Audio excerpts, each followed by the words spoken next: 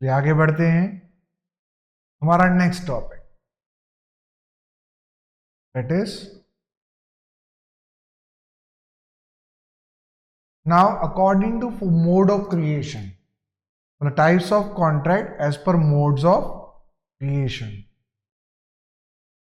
Right, पहला है express contract, implied contract, tacit contract, quasi contract और ई कॉन्ट्रैक्ट। मतलब आप कॉन्ट्रैक्ट कई प्रकार के होते हैं, लेकिन फॉर्मेशन के हिसाब से 5 प्रकार के होते हैं: express, implied, tacit, quasi and e contract.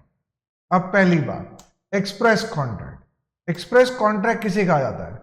जहां दीपिका ऑफर कर रही है दिशा पटनी को कि मैं अपना घर तुझे देने के लिए तैयार हूं। Deepika offers to sell a house to Disha Patni.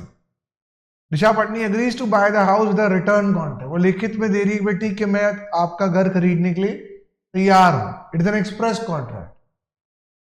It is a return contract, it is an express contract.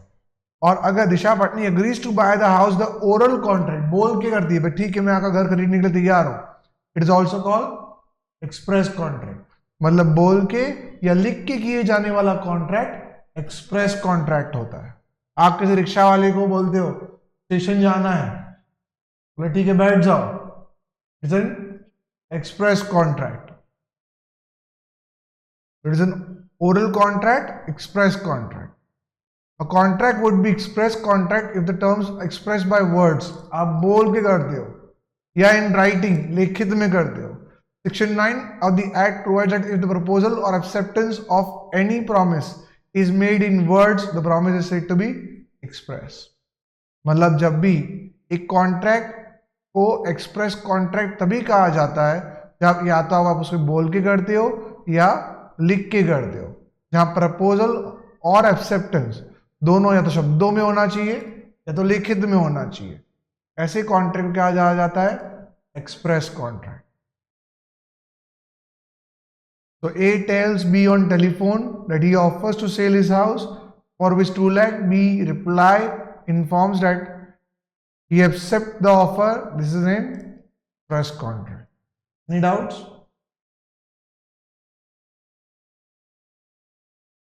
Implied contract. Amitabh Bachchan sorry Aamir Khan बस में चढ़ गए, बराबर, तो क्या उन्हें पैसे देने पड़ेंगे? देने पड़ेंगे ना। बड़ा कंडक्टर ये बोलेगा टिकट टिकट, ये बोलेगा काय की टिकट भाई, बस घूम रही थी मैं चढ़ गया, इसमें काय के पैसे? बोले बस में चढ़ते हो तो पैसे देने पड़ते हैं, होटल में खाना खाते हैं तो पैसे देने पड़ते हैं।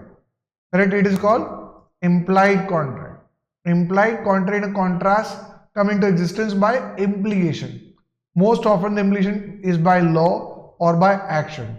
Section 9 of the Act contemplates such implied contract when it lays down that insofar such proposal or acceptance is made otherwise than in words, the promise is said to be implied.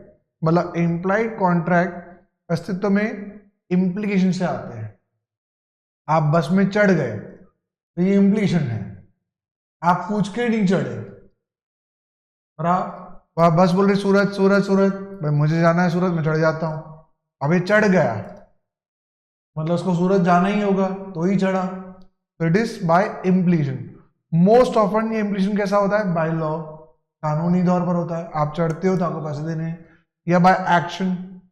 तो section 9 कहता है कि implied contracts बड़ा proposal या acceptance शब्दों में नहीं दिया गया होता है बल्कि एक्शन से दिया गया होता है।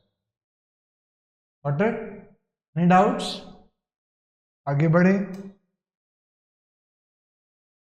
जा कोई कुली यूनिफॉर्म में आके सीधा आपका लगेज उठा ले और आप उसको रोकते भी नहीं हो, बस लेके जाने दे, बाद में तो वो पैसे मांगता है तो आपको क्या करना पड़ेगा? देना पड़ेगा ना। बस वो कुली उठा रहा था, आपने रोका नहीं, तो गलती किसकी? आपकी, बराबर ना। तो सिंपल सा पॉइंट है, अगर कुली उठा रहा है और आपको सर्विस नहीं चाहिए, आपको रोकना चाहिए था, आपने सर्विस ली तो आपको पैसे देने पड़े। Any doubts? Taxed contracts. अगर आप कोई एटीएम से पैसा निकालते हो तो सीधा आपके बैंक में से पैसा निकल जाएगा, ट्रू और नॉट, है ना? देखो ऐसे निकलते हैं पैसे, देखो मजा आ गया। या फिर आपने अपनी कोई पेंटिंग ऑक्शन में रखी है, बड़ा person whose house is auction, जिसका घर ऑक्शन में रखा गया है, चलो assume the word tacit means silent, जहां आप चुप हो। The tacit contracts are those contracts which refer through the conduct of parties without any word spoken or written. मतलब जहां कॉन्ट्रैक्ट हो रहा है आप चुप हो, बाकी चीजें बिक रही हैं आप चुप हो, मतलब आपने एक्सेप्ट कर लिया। आप एटीएम में गए, पैसे आपने डाले, पैसा आ गया, तो ये साइलेंट है ना। The tacit contract are those which are inferred through conduct of parties, आप कंडक्ट करते हो without any word spoken or Now, classic example of tacit contract would be cash withdrawn by the customer of a bank from the automatic teller ने card डाला, लेगा, आपको अरे भाई पैसा निकाल तो बोलने की जरूरत। या फिर एक another example of tacit contract is where the contract is assumed to have been entered when the sale is given effect at the fall of hammer. It is not separate from a contract but falls within the scope of implied contract. मतलब टैक्सेट contract भी क्या होते हैं, एक implied contract का ही भाग होते हैं, तो इम्प्लाइड ही बोल के नहीं किया जाता। आप बस में चढ़े हो वो भी एक इम्प्लाइड कॉन्ट्रैक्ट ही है, करेक्ट?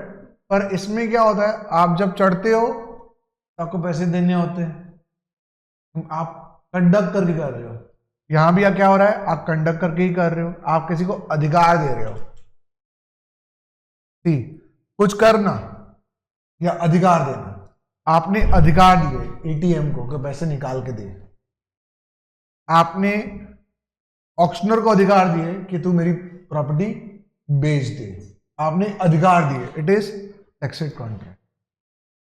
आप बस में चढ़ गए, आपने कंडक्ट किया, आपने कोई एक्शन लिया, तो हम क्या बोलेंगे, इंप्लाइड कॉन्ट्रैक्ट। और जहां आपने अधिकार दिए तो हम क्या बोलेंगे, tacit contract. Any doubts? Quasi contract, quasi contract कैसे होते हैं, आप कॉन्ट्रैक्ट करते नहीं हो। कॉजी कॉन्ट्रैक्ट क्या होते हैं, आप कॉन्ट्रैक्ट करते नहीं हो पर ऑटोमेटिक आप कॉन्ट्रैक्ट के अंदर आ जाते हो। देखो फॉर एग्जाम्पल, मैंने अमिताभ बच्चन ने अमेजोन में ऑर्डर की एक घड़ी, तो अमेजोन को किसे डिलीवरी करनी चाहिए थी, अमिताभ को, है ना? इसने ऑर्डर किसको कर दी, ऋतिक रोशन को।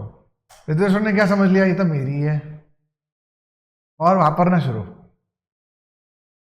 इसको क्या करना पड़ेगा, या तो वॉच लौटानी पड़ेगी या तो पैसे लौटाने पड़ेंगे। क्या इन दोनों ने कॉन्ट्रैक्ट किया था, नहीं, पर ये लोग ऐसी परिस्थिति में आ गए कि जहां ये लोग पार्टी से तो कॉन्ट्रैक्ट बन गए, गॉट इट? तो उन्होंने कॉन्ट्रैक्ट किया नहीं था पर वो वैसी पोजीशन में आ गए कि वो पार्टी से तो कॉन्ट्रैक्ट बन गए। Any doubts? तो quasi contract is not actual contract, ये कॉन्ट्रैक्ट नहीं था इन दोनों के बीच में, but it resemble to be contract, ये अब कॉन्ट्रैक्ट बन गया है, ये था नहीं लेकिन बन गया है। It is a created by law, ये लॉ ने बनाया है under certain circumstances. The law creates and enforce the legal rights and obligation where no real contract exist. मतलब लॉ ने इसको अधिकार दिए हैं कि ये इसको इन्फोर्स कर सकता है भले रियल कॉन्ट्रैक्ट नहीं था। Such obligation are known as quasi contract, इस तरह के ऑब्लिगेशन को क्या बोलते हैं, quasi contracts. In other words, it is a contract which where there is no intention to part either party to make a contract, but the law impose a contract upon the party. यानी इस case में इन दोनों की कोई इच्छा नहीं थी एक दूसरे के साथ कॉन्ट्रैक्ट करने की, लेकिन ये लोग ऐसी परिस्थिति में आ गए कि इन्हें कॉन्ट्रैक्ट करना पड़ा। Any doubts? तो कॉजी कॉन्ट्रैक्ट कोई एक्चुअल कॉन्ट्रैक्ट नहीं होता बल्कि कॉन्ट्रैक्ट की तरह माना जाता है। यहाँ कुछ कानून द्वारा ये बनाया जाता है कुछ परिस्थितियों में, लॉ इन्हें बना देता है और अधिकार और जवाबदारियां एक दूसरे को दे देता है, भले रियल कॉन्ट्रैक्ट ना हो। इस तरह की जवाबदारियां बराबर जो बनती हैं उसे कॉजी कॉन्ट्रैक्ट कहा जाता है। यहां दोनों पार्टीज